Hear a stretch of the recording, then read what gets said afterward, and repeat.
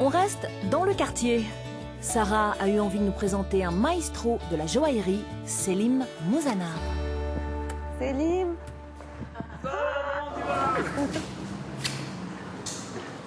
Comment tu vas? Bonjour. Bonjour. Valérie. Selim. Enchantée. Ça va?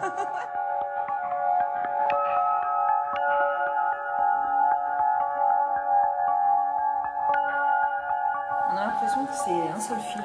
C'est tout à fait, c'est un fil. C'est un seul fil.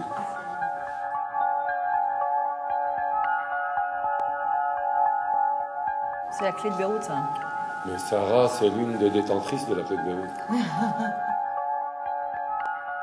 Après avoir admiré les derniers joyaux de Selim, il nous fait entrer en coulisses, à la découverte de ses ateliers. Selim, c'est l'endroit où tu sélectionnes les pierres. Oui, là, c'est le monde de la sélection. C'est une préparation pour la conception. Et ça, donc c'est quoi? Là, c'est un bracelet.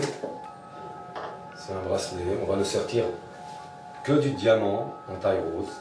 C'est très léger, c'est très plat. En taille rose, ça veut dire qu'il n'y a pas de... Il n'y a pas de culasse. Pas de culasse. Ouais. Ça, c'est le même, mais avec des saphirs de couleur et des diamants. Ici, on est dans ton royaume. C'est là où tu fabriques les bijoux, une fois que tu les as dessinés, c'est ça? Oui, ici tout démarre. On concrétise après avoir pensé. On a des ateliers de bijoutiers, des ateliers de sertissage, de polissage, c'est un classique. Alors là, c'est quelle étape, Selim? On est dans le sertissage, là dans le sertissage. C'est-à-dire c'est l'endroit où on pose les pierres sur le bijou. On fixe les pierres sur les bijoux. Il n'y a pas de machine qui permette de faire ça. Non, c'est tout à fait manuel. Il les colle, les pierres? Non, on les sertit. On va enlever du métal un grain qui va tenir la pierre.